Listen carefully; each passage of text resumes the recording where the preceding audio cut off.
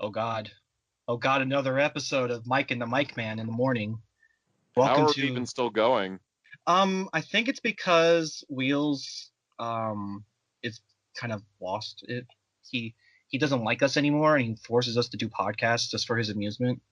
And I think it's because Project pisses him off.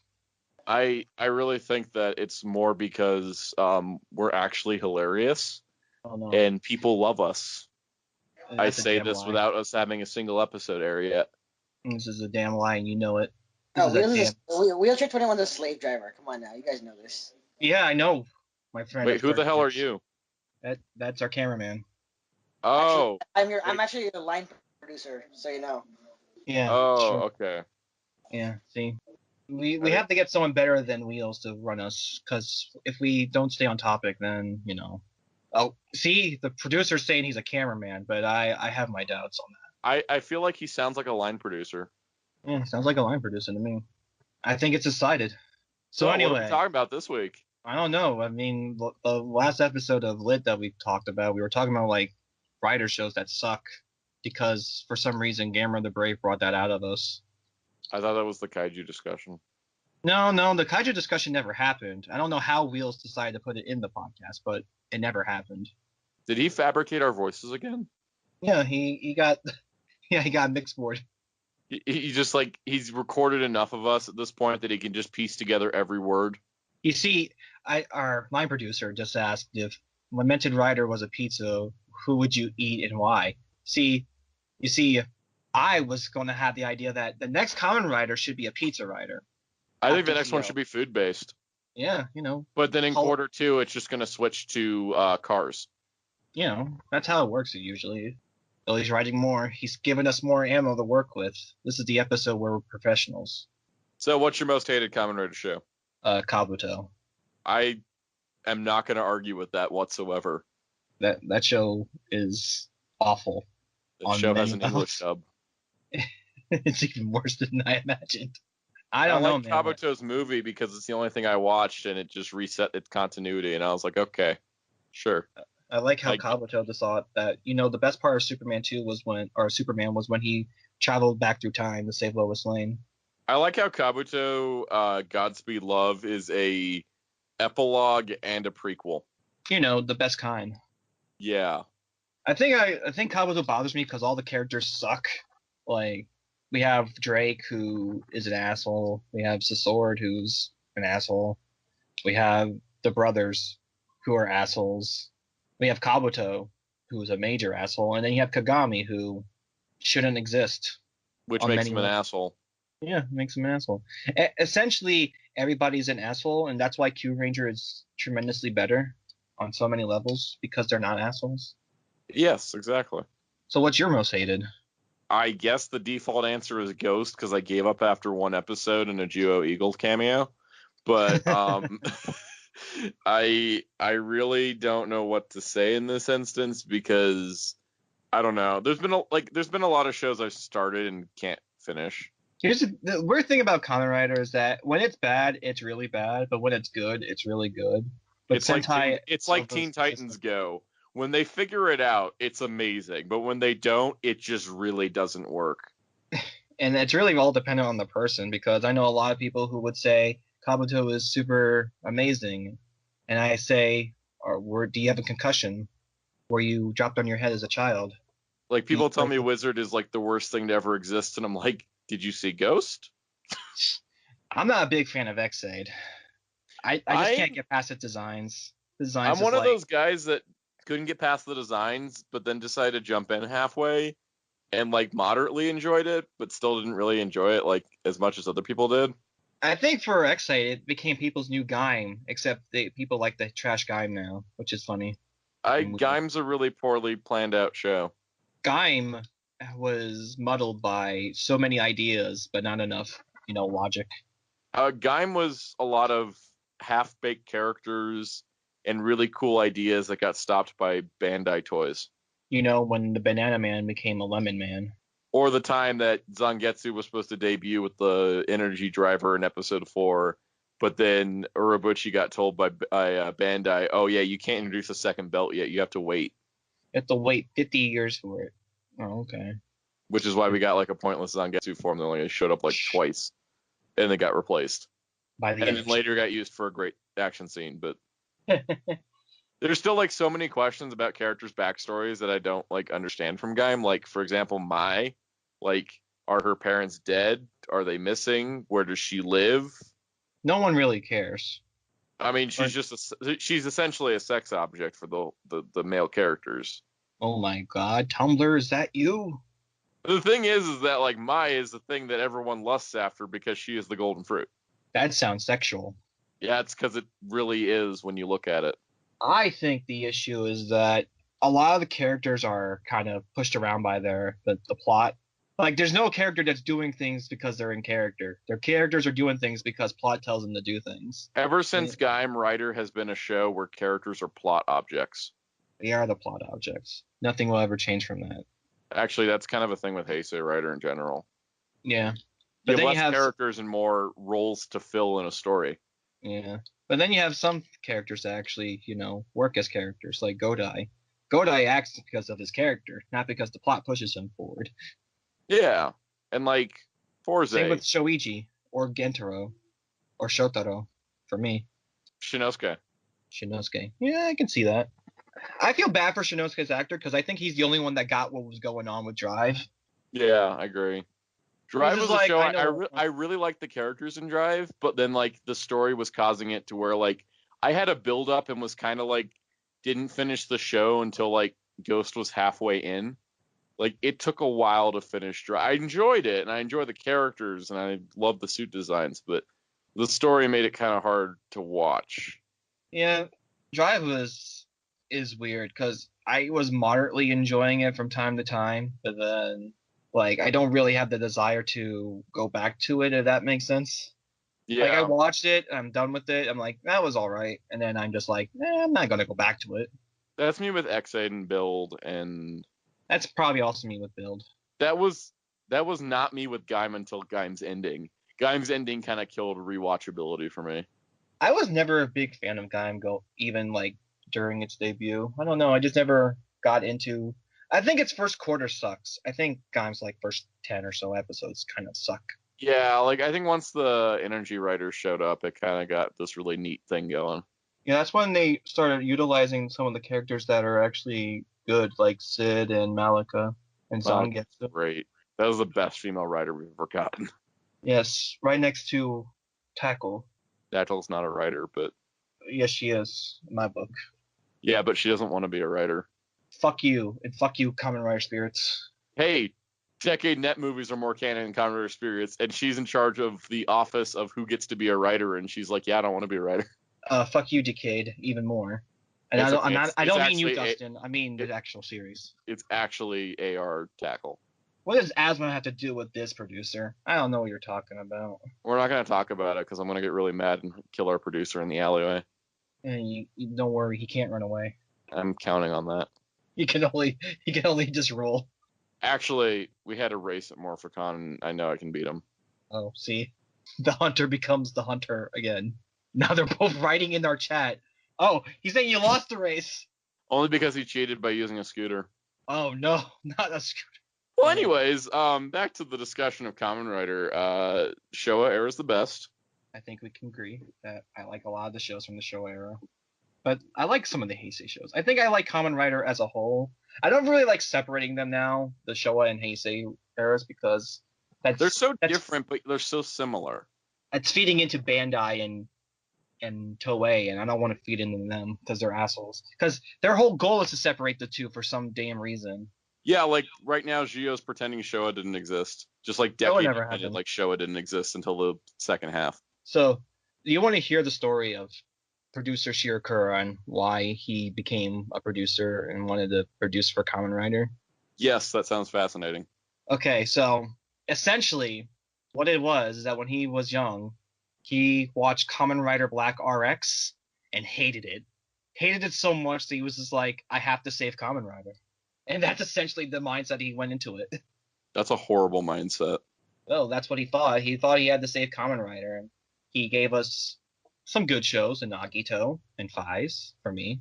But see, here's the thing. I think Shirakura has ideas, but he just doesn't know what to do with them, and some of them just suck in general. Like his I battle think royale. he has too many episodes to work with too. Yeah.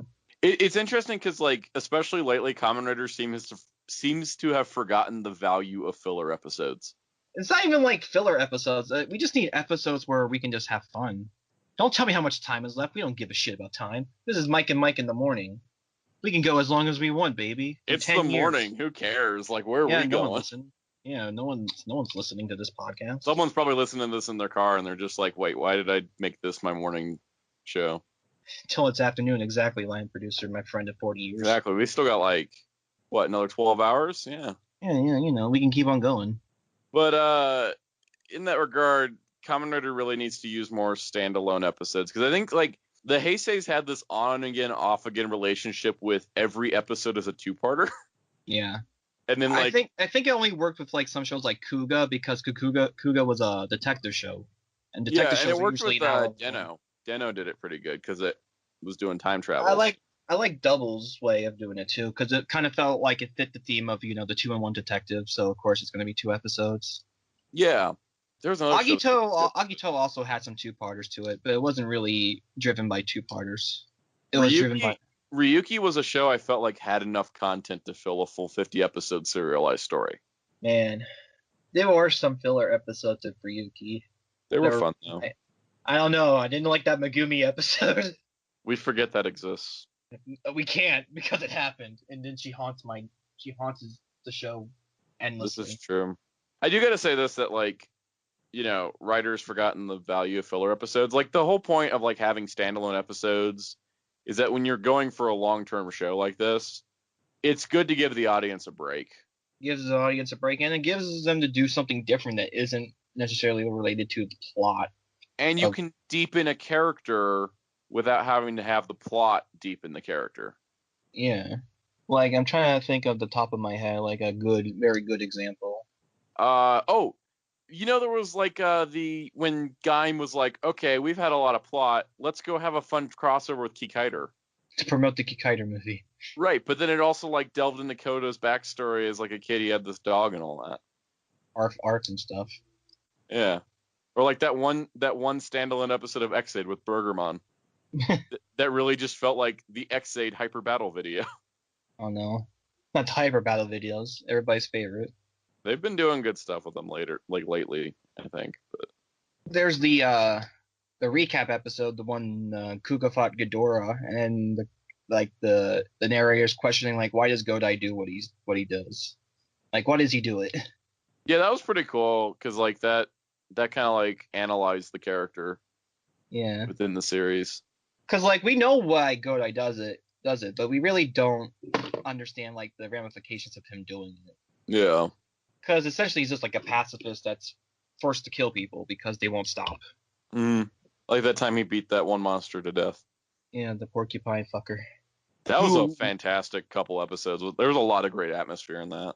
Yeah, and that episode wasn't really related to the whole plot of the series. It was just like an emotional roller coaster of intensity. Yeah, and it was also just like showing that the Gorongi were just getting more vicious. Vicious and powerful, and Godai's really getting tired of it. Like, and it was like his like first step towards embracing the darkness to become Ultimate Kuga. Yeah. Realizing that he was going to need that darkness in order to have enough power to destroy these things. Yeah. And essentially destroy Dagubo. Which, again, he doesn't even really want to do, but he knows he has to do it. Yeah. Then they start lighting each other on fire and blood everywhere in the snow. I think Kuga's like the best Kamen Rider finale in terms of Heisei. It's great. And then it's also like, then there's the other episode after it that's... Oh yeah, where you think he's dead. Right, and they spend the whole episode like leaving you wondering as they wrap up everybody's stories and then give you a nice little ending. But the thing I think with Kuga that's really smart about it is that, and this is something, or not Kuga specifically, but when writers shifted its schedule to like where seasons end in August, we don't get cool final battles in the snow anymore. Oh yeah. Like we can't have something like Kuga's final battle, which was like this juxtaposition of like this intense violence happening across this peaceful background. Yeah. We can't get that anymore because of the way the airing schedule is. Hey, we got that in Blade for like an episode. This is true. We had a few episodes in the early part of Blade that was in the snow. Yeah, that's Same the with one that I was Gingaman. talking about. Gingaman had a lot of snow episodes too. Yeah, Gingaman's pretty great. Yeah, I love the imagery and the setting that Gigaman utilizes. I love a lot of the visuals for the opening too because of it. Yeah. Like the puddle with the Barbon flag. Oh, it's like one of the coolest shots ever. Yeah, and then they step on it like I'm gonna beat their ass. Oh yeah, that was awesome. What's our producer typing now? Is he typing that we should wrap it up? Oh, okay. Well, we're not stopping this hype train. Never stopping, never stopping. Never stopping. Wait, what series are you talking about? It better be about Blade, because Blade has probably the worst premiere I've ever seen. Blade has a weird shaky cam filming style. The first two episodes of Gigaman are great. What are you talking about, producer? See, I this think is why he's we talking listen about to when they're like flying through the forest and they're just this like. This is why we listen to our flying. line producer more. This is why we listen to our line producer more. He doesn't say craziness. Oh, well, so anyways, yeah. Kuga's like one of the best shows ever. Yeah, like remember the first episode where he fights in the helicopter? That shit's crazy. Oh yeah, I love the director's cut they put out for the first two episodes. Oh yeah, and I didn't notice this until someone mentioned it, but the director's cut episode has a unique opening, like unique stylized opening, like the credits are different. Yeah, it does. And it's like the only time you can ever find it is within that director's cut. Most people don't even know the director's cut exists. That's a shame. Yeah, it's funny because I watched Kuga with my brother when I was like done with Kamen Rider for a while. This was during Gaim, and I was watching it with my little brother, and we watched the director's cut of episode 1 and 2 instead of watching episode 1 and 2. Yeah, that's just the preferred way. It's the way to do it nowadays. It's like if I recommend someone watching Tiger and Bunny, I'm like, yeah, skip the first two episodes and watch Tiger and Bunny at the beginning instead. But yeah, no, it's like Kamen Rider, it's like I have this like weird tenuous relationship with the Heisei era where I'm like 50-50 on most of the shows, but then like the Showa era, I really can't complain about any of them. And it's weird because I do like talking about Heisei Rider, but there's only like very few that I actually like. I think there's only like 4 I like, and some I'm just kind of like met on. I really like Kuga, Ryuki, Double, Forze, Wizard, and I get that's about it. I think mine are Kuga, Agito, Faiz, Double, and Forze. And then I'm kind of like mixed on like Build and Gaim and Drive, Ghost. I'm mixed on a lot of shows, yeah. Like O's is one I'm mixed on. I don't really care for O's that much. I feel like O's is the show that I feel like manipulates people the worst, if that makes sense. That does make sense, yeah.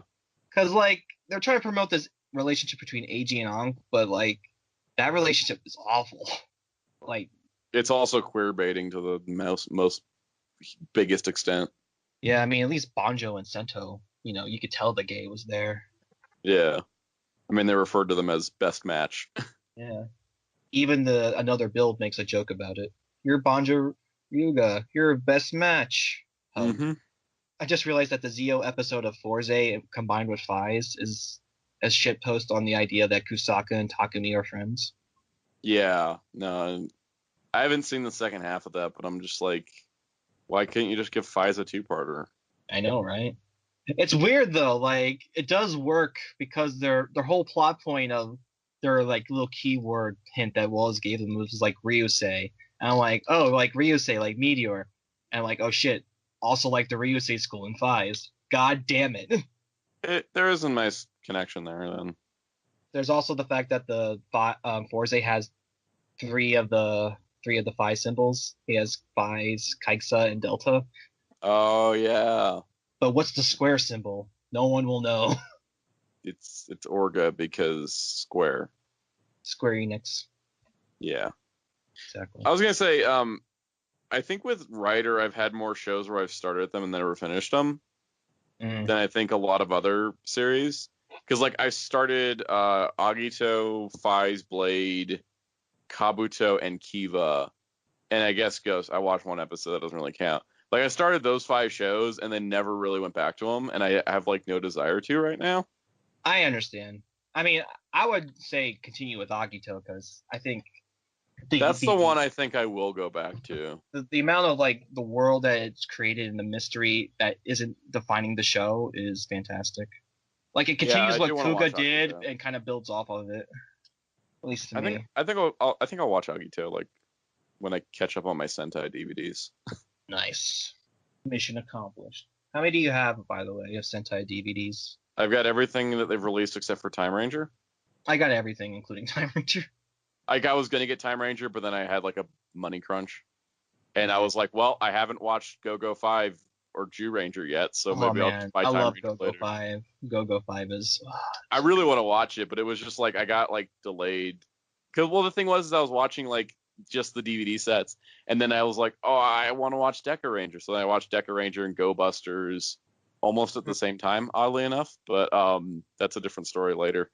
But yeah, and then like I also threw in 5-Man because it finally got subbed, and then so it's like I got delayed on the DVD. So I'm like watching Jetman now. Then after I finish Jetman, I'm gonna do Jew Ranger, then Go-Go 5. Jew Ranger is an interesting one that I've seen people harp on, but also have a great excitement for watching because I need to get to disc 2 because I've tried watching the show twice before and I never get to disc 2. Oh no! Because it's only 5 episodes per disc, so it's like I get to episode 5 and it's like a cliffhanger even, and I'm just like, and then I don't put in disc 2, and then I get sidetracked and watch another show. Like I'm pretty sure it's gonna improve. Like it's just I gotta get to disc 2. Yeah, I think Jew Ranger isn't for everyone, but I kind of like it because it reminds me of RPGs, and I'm a big fan of RPGs, the JRPG stuff. I do like JRPGs a lot, so. And so like we have Witch Pandora, who's kind of like your antagonist that you're trying to beat throughout the entire game, and then she has her ultimate summoning with the Satan guy near the end. That's true.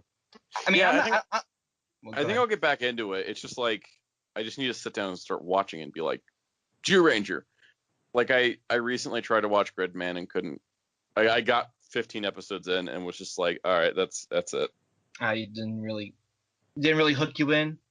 It didn't really hook me. Like it was like I was like I'm 15 episodes in, and I'm like, okay, I'm about halfway through the show, and I couldn't care about any of these characters nor remember what their names are. This obviously is not a show that's clicking for me. Are you gonna try the anime? See if it clicks with you better? I definitely will. I'm waiting to reactivate my Funimation subscription when Tokyo Ghoul season 4 starts. So once I do that, I'll probably just check out Gridman. I saw like some of the stuff for the Gridman anime, and I was like, some of these forms look weird, like the giant hand form. Yeah. No, I think it could be good because like ever since the Garo anime, I'm like really open to the idea of Toku being adapted as anime, and I want to see Sentai and Rider do it too. Because Ultraman's doing it with the manga adaptation. But, yeah, it's like for that reason alone, I'm just going to check out Gridman. Nice. Oh, so, to create a new topic out of nowhere, because you reminded me of Gridman, JoJo started, and I haven't checked out part 5 yet. So, are you a big fan of the JoJos? I've never seen part 1, so. Nani? I haven't watched any JoJo, but I've seen, like, memes about it. And I've like seen stuff about it off and on over the years because like Shonen Jump magazine stuff, and it's just like it's one of those things like I subconsciously know about JoJo without having ever watched it or read it or anything like that. I would say that I would try to ignore the memes for the time being because that's not how I got into JoJo. Believe it or not, the meme master did not get into JoJo through memes. The meme master got into JoJo by accident. It was on Toonami. I've fallen into shows by accident too, yeah. It was on Toonami, and I was like, you know what? I've seen people talk about this show so much that I don't know what to really expect. So I'll check it out. And Phantom Blood started, and it was like super awesome. And then Final Tendency happened, which is part 2, which was even more awesome. And that's where I was like hooked by part 2. It's funny you mentioned Toonami hooking you into shows because, like, I was watching the new Adult Swim Toonami when it popped up, right? Yeah. And so, like, I got really into Dead Man Wonderland to just get horribly disappointed by the ending because they didn't finish the anime. And then I got really, like, I got into Casher and Sins where I was like, I like this show, but I feel like it could be better. And then I, like, looked into the Casher and franchise, and now I'm here with, like, well, I got all 3 shows on home video plus the live action movie. and I bought 2 really expensive figures of Casshern and Friender, and it's like my favorite Tatsunoko hero now. So it's not necessarily like Casshern Sins was like a favorite show, but it got me to go watch the original series, and I really loved it. And then I've got the like 90s OVA and really loved that too. I haven't seen the live action movie yet because I'm like scared. Should be. I got it on DVD for $5 from Amazon, so it's just sitting on my shelf. And it's one of these days I'm just gonna be like, you know what, screw it, it's time to watch the Casshern movie. Because remember how Gatchaman the live action was received and considered like very awful. And Casshern came out like 6 years before the Gatchaman movie. Yeah. Same year as live action Devilman. Oh God. Which I'm so glad that I spent $2.99 on that DVD, because that movie isn't worth the hard drive space I would have taken to download it. Speaking of Casshern Sins, do you know who wrote that? Like the anime? Who was involved in scripting? I do not know. Yasuko Kobayashi, the woman who did Ryuki, Ginga Man, Time Ranger, Shinkenger. No wonder I liked it. Yeah, she gets involved with the anime a lot. She's doing JoJo. She's doing Vento Arroyo right now, she did other JoJos too, which is amusing to think about. I feel like she did Madhouse did like several Marvel animes, and I remember some Toku writer worked on those, and I think it was Kobayashi. It may have been. I'm looking this up. Could be like Sho Aikawa too. Never know with that guy. He just appears out of nowhere. We're googling this right now. This is a live Google search. Live Google search for Marvel heroes. Let's see. So how are you doing, people? Guide. Doing well? Are you all furries? Because apparently that's going to be a joke that's cut out from the episode, given how everybody reacted towards it. I'm pretty sure Wheels died. You died. I mean, I've died and come back like 3 times this week. Yeah. Oh, the producer's saying that we can keep the joke. What a shock. What a plot twist. The other jokes were removed, though. It was Inoue. Oh, yeah, baby. Inoue wrote the Iron Man anime. Oh, baby. Oh, baby. Oh, baby. So Toshiko Inoue wrote the Iron Man anime. Kengo Kaji wrote the Wolverine anime that I call Sundari Wolverine. Mitsutaka Hirota wrote X-Men, and then Kenta Fukusaka wrote Blade. But Inoue wrote Iron Man, and now everything makes sense of how weird that show was. Inoue is a good man who writes good stuff. Yeah, but weird stuff happens. Yeah. Like there's like an evil Iron Man in the show called Dio. What? There's 100 JoJo jokes, I'm sure, but and then like the plot twist of who Dio actually is like kind of out of nowhere and really confusing. Is it not? Is it Tony Stark from the past? No, it's even more convoluted. Uh-oh. Spoiler alert. Spoiler alert for anyone that might care about the Iron Man anime from 6 years ago. It's 6 years ago. That's being generous. It's 8 years ago. It's 8 years ago, yes. Yeah, the big plot twist was that Dio turned out to be Yendel, the Jewish man that Tony Stark met in the cave when he was Yenzen. Sorry, not Yendel. That's another thing. Yenzen was the guy that helped Tony Stark in the cave and like saved his life, and then came back to try to kill him later as a fake Iron Man. Huh? Why? I don't know. Okay. There was reasons. They didn't make any sense. But yeah, no, I really question like exactly why that plot twist happened. And also that anime leaned very heavily into, yep, we're doing the MCU origin. Uh-oh. Yeah. Speaking of MCU, I got to see the wonderful movie that people have been saying is god awful in Venom. Venom? Yeah. I love that movie. Venom isn't as bad as I thought it was going to be. It was much better than I expected, and I'm the person that's been rooting for the movie for months. I liked how the entire motivation of the symbiote is that he wants some tater tots, essentially. Yeah. He's like, yeah, I'll be a good guy because I like tater tots. And I'm like, you know what? That's I can relate to that. He wants some tater tots and chocolate, you know. If you have a character that just wants tater tots and chocolate, you know what? I respect that. I respect that because that's honest.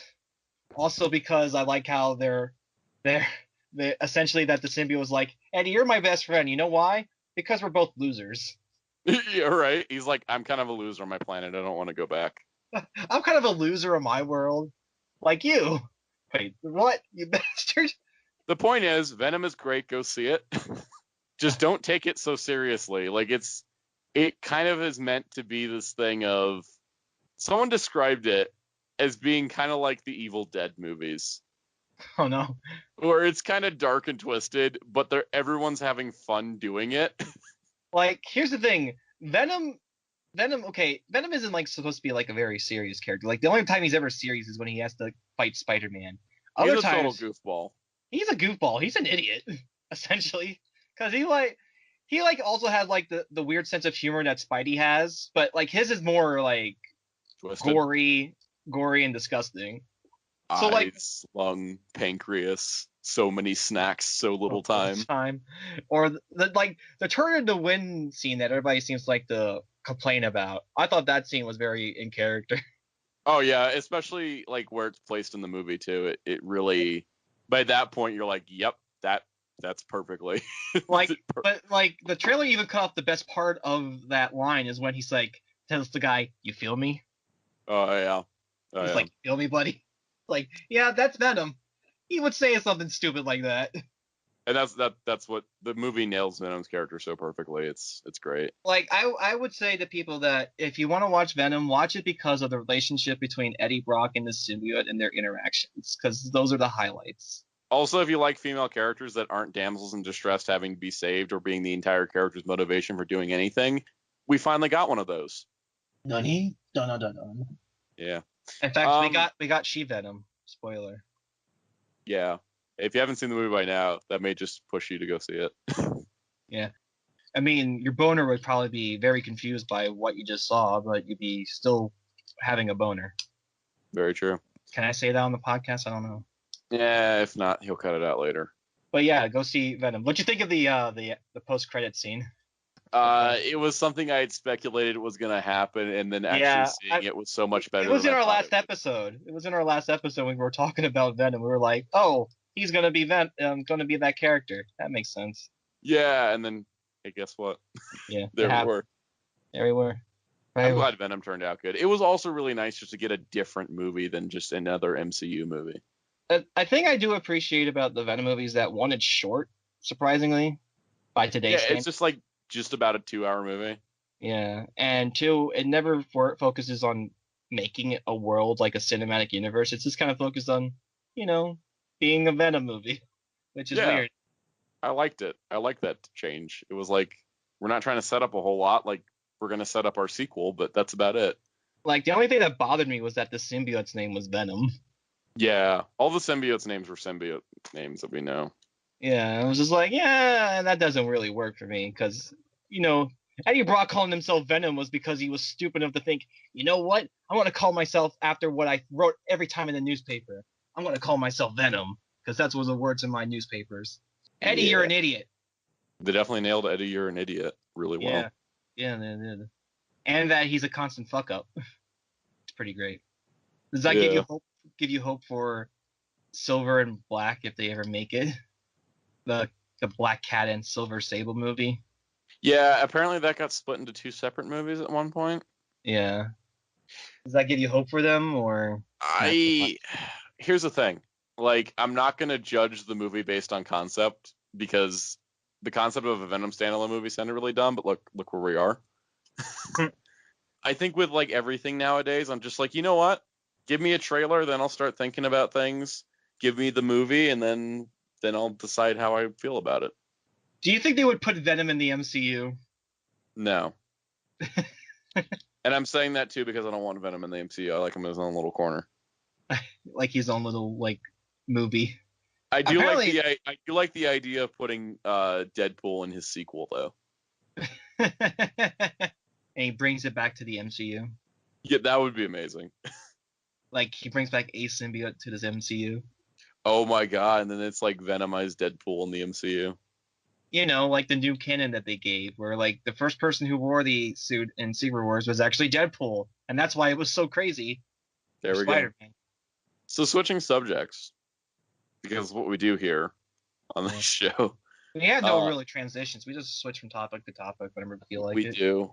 There's a new live-action Garo show. I saw on the Overtime subpage. Was it called Jinga or something? Jinga, because it focuses on the character Jinga. Which means Masahiro Inoue is getting to star in his own TV show again. Oh no. He has transcended worlds.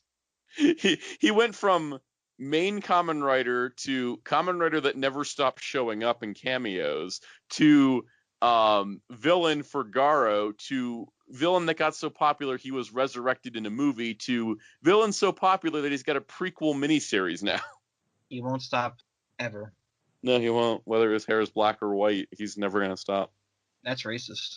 It's accurate. Yeah, it's true.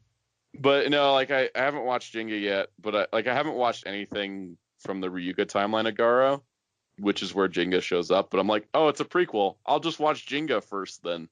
So we'll see how that goes. But I do have to call out GameSpot for being really stupid on Facebook.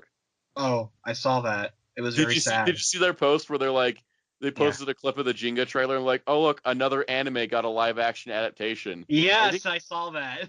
I think I like threw up that day. I'm not sure. It was very kind of what the hell. The ignorance was just so palpable, disgusting. You would just look at it and go like, really? It was really like 2 seconds on Google would tell you different. Yeah.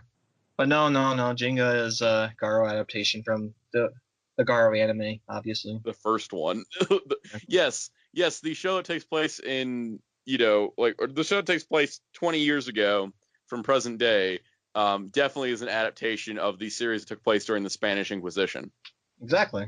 Because no one didn't have a knight that matches Jinga at all. There's no purple knight in Hono no Kokuin. Like there's a gold, a silver, and a red, but there's no purple and red one like there is in Jinga. Yeah. Man, it's actually funny because like Jinga's Makai Knight armor has got like shades of magenta, and I'm like, is this a Decade reference? It has to be. It wouldn't do it like that. Insert butterfly meme. Is this a Decade reference? That being said, he's got like the snappiest transformation of a Makai Knight I've seen in a long time. He does a figure eight with his sword. Makes sense to me. It's so Inoue too. Like he's just sword. Figure eight. Why not? Exactly. Spin around, do a little ballet, and figure skating. Become majestic knight. The end.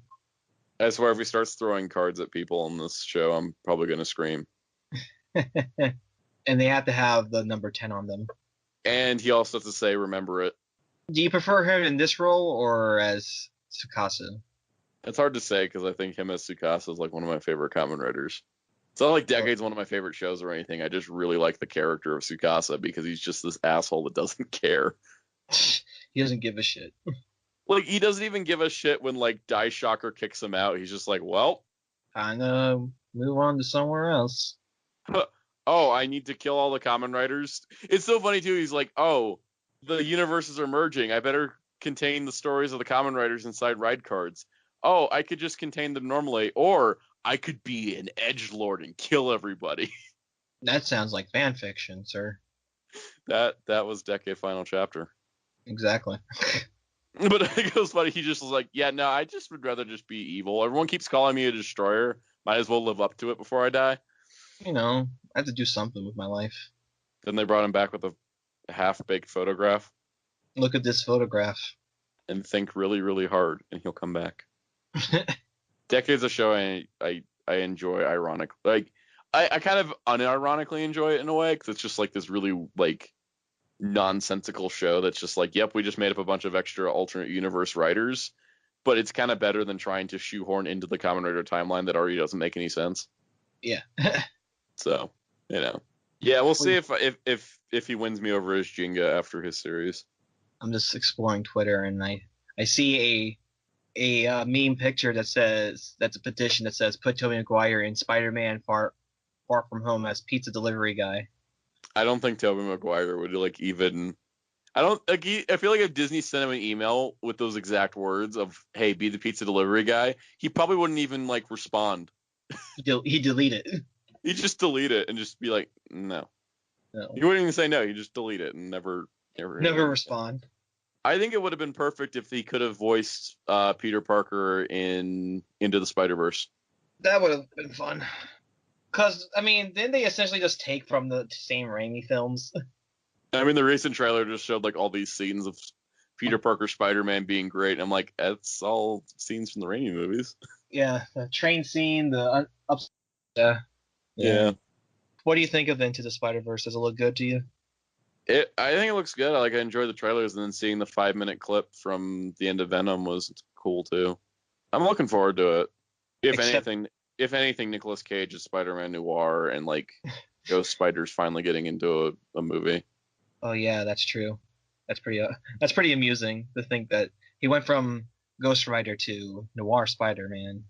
While also stopping and playing Superman finally. Finally, after 10,000 years, he finally got to do it. Boys, he's free. He broke the curse. He broke the curse, and now he will set everything right with the universe. Oh my god. He's the Tsukasa of acting. You know, it makes sense. I wanted him to have like white hair immediately, just so that he can say, "I'm a passing actor. Don't you forget it." You know, it'd be great too. Is What? they do an English dub for the Jenga series and get Nicolas Cage to voice Jenga. Oh my god, it would be too perfect. It would be. Oh man, no, I want it. I want it back. It's still weird. The only live action Garo dub was Red Requiem, and it was just like everybody got the Blu-ray and then like popped the Blu-ray in, and it said language options, and everyone was like, "Wait, what?" A language option. And then they're like, "There's a dub here with a bunch of actors that used to work for ADV." Huh. Well, this is unexpected.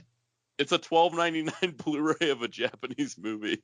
And to have a dub was just like, what? And then they never did it again. Like the rest of the releases had just sub only. It was like, what? You just dubbed this one movie? Okay. It wasn't a bad dub, admittedly.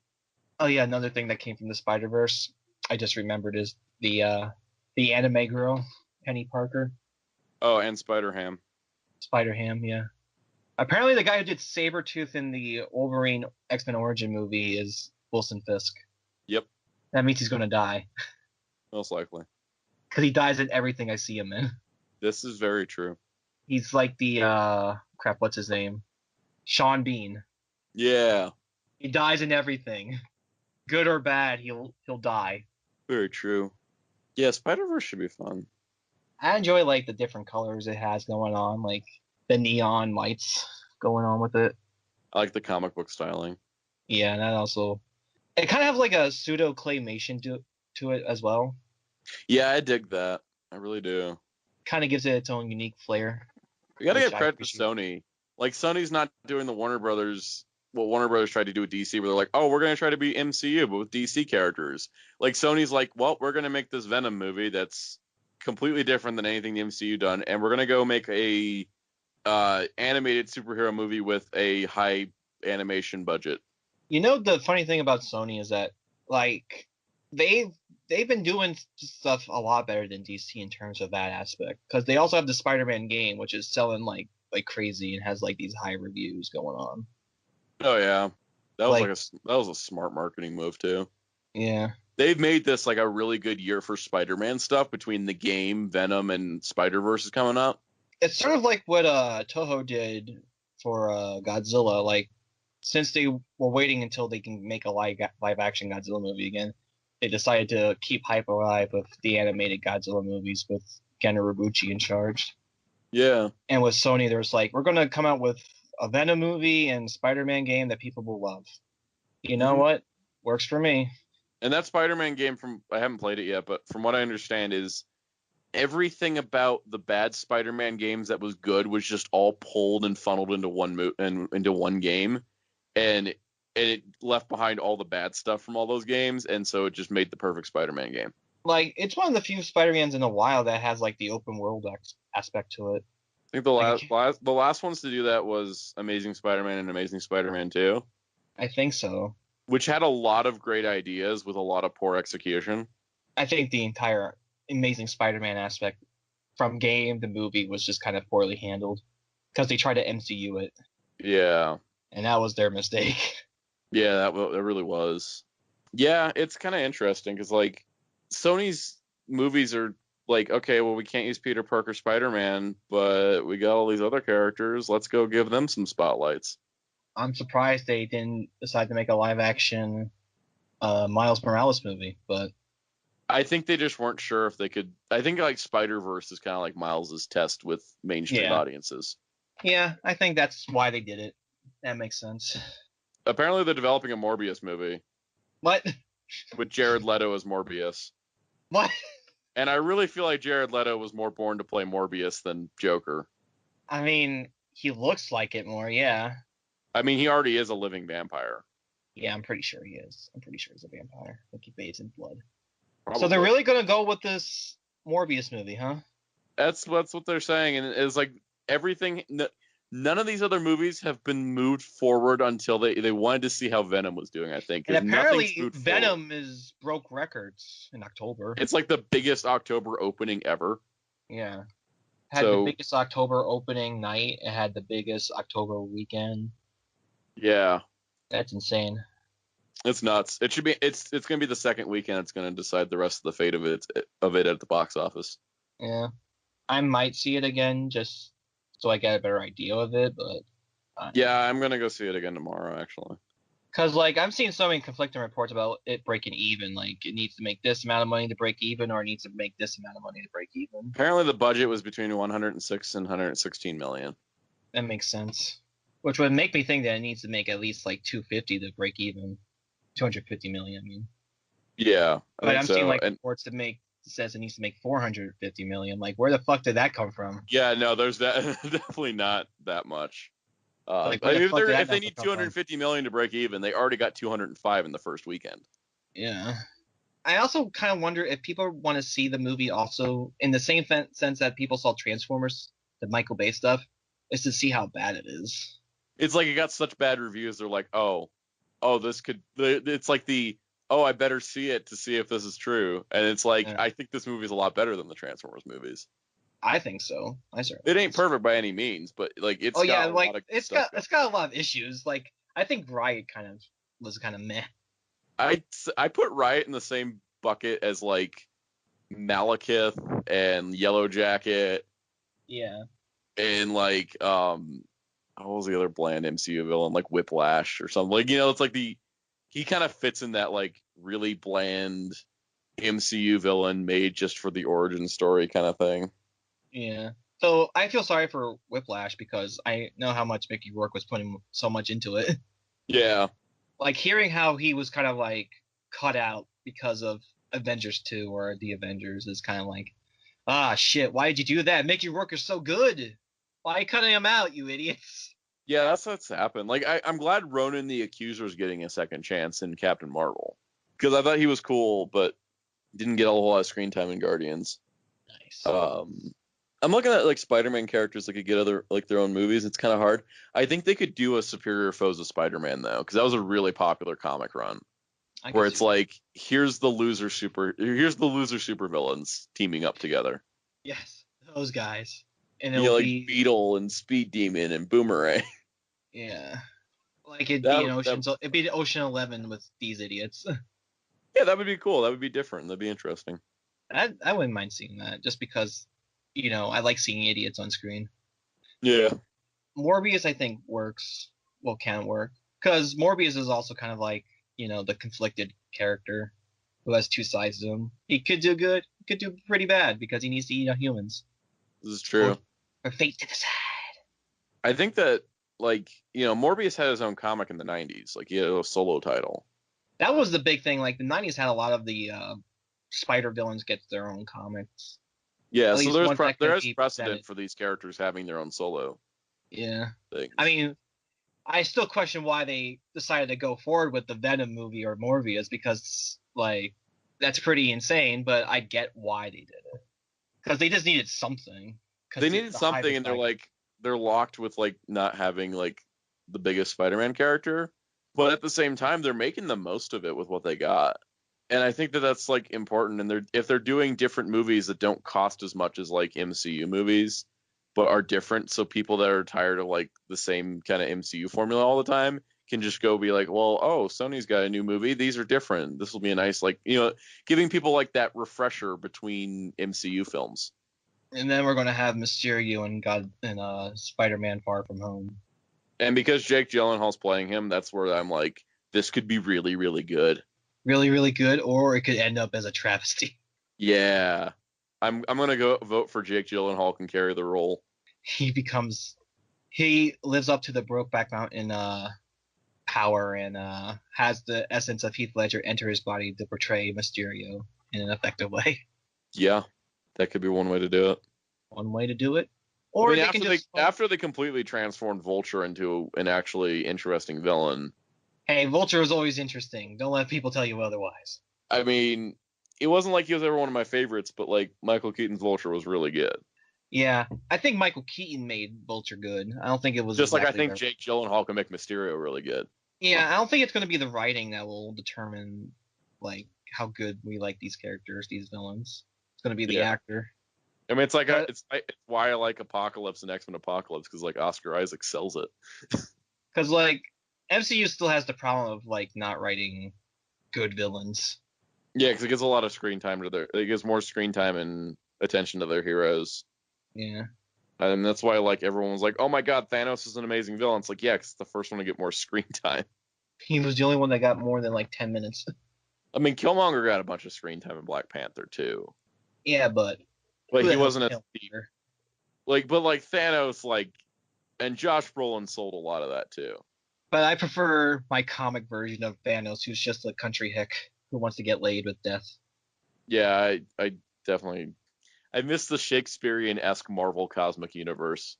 Yeah. Ever since the Guardian movies got take off, like all the cosmic stuff that we've been getting is pretty much just kind of like psychedelic 80s like space adventure stuff, unless like the Shakespearean drama, like the Shakespearean space opera that like Marvel Cosmic used to be. Like, if you ever go watch the old Silver Surfer cartoon from the 90s, that show is written like a Shakespeare play, which is really confusing for a Saturday morning kids cartoon. But it has some really good writing. I remember watching that series. I was like, man, this is kind of entertaining. Like, I really liked it. And then I think like a year or so ago, I was like, you know what? I'm going to see if I can find that show. And it turns out it got released on DVD in Germany with English language option. So it's like a nice quality Salvation version of it. But like, there's like a couple episodes written by Harlan Ellison, which really surprised me because he's like a top tier sci-fi writer. And he was writing for like the Fox Kids Silver Surfer show that only lasted 13 episodes because Marvel went bankrupt. Yeah. Maybe because they spent Which is weird because those animated cartoons in the 90s were actually pretty decent for their time.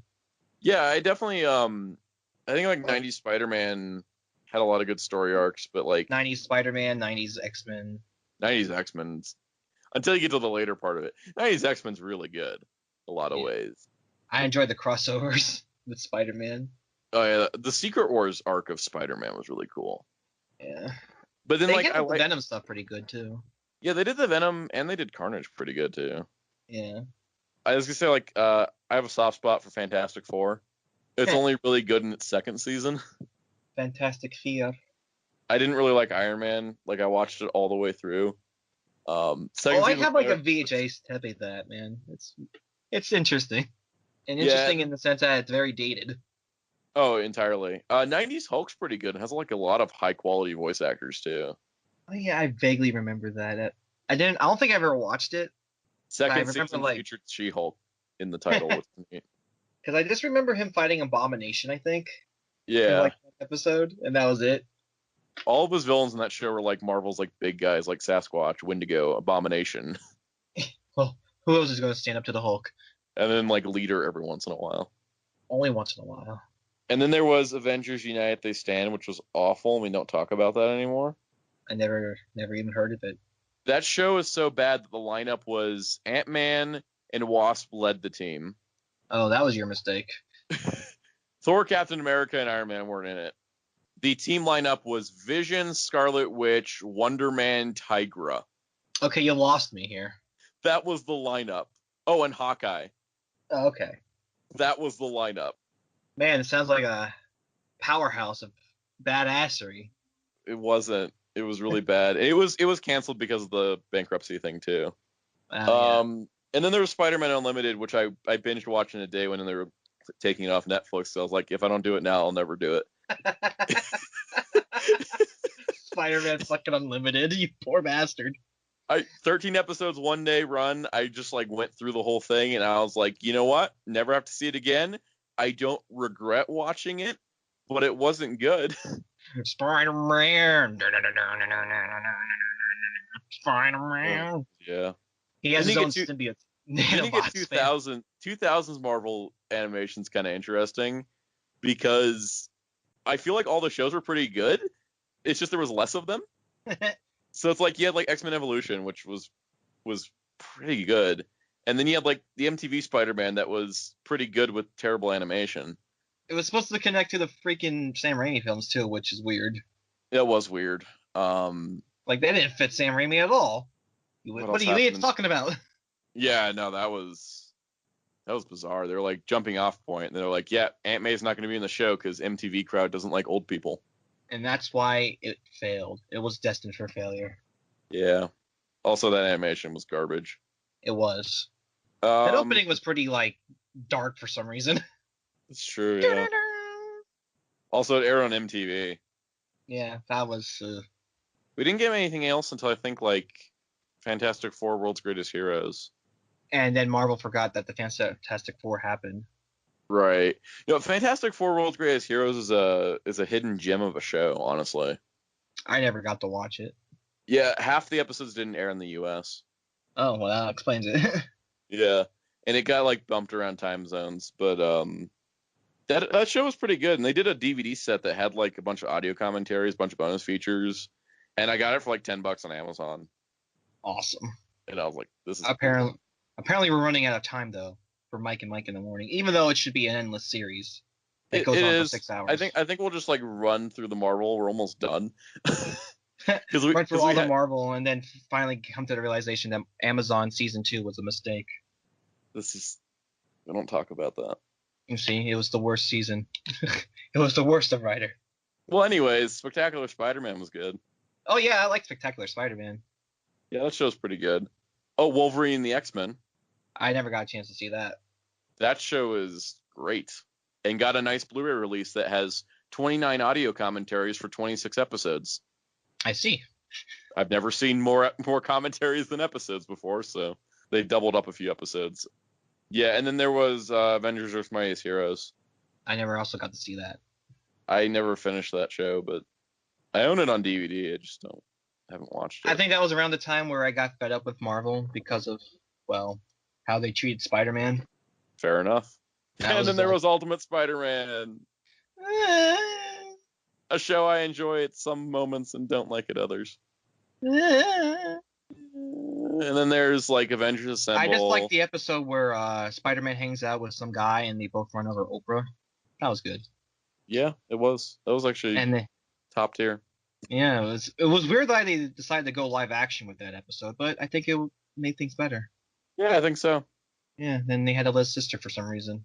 And then they're like, oh, Spider-Verse is a popular comic. Web Warrior season.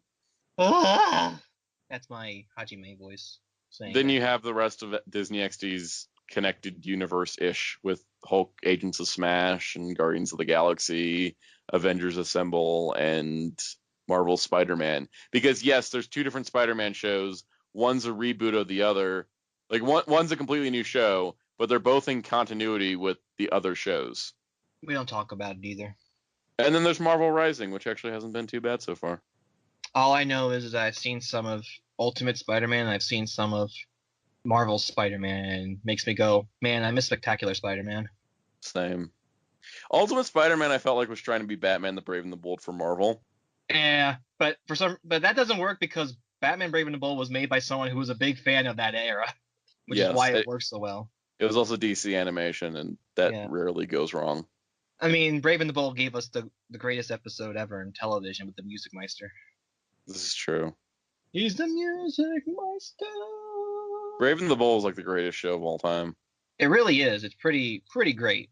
I was skeptical of the series when it was announced, but then I saw it and I was like, you know what?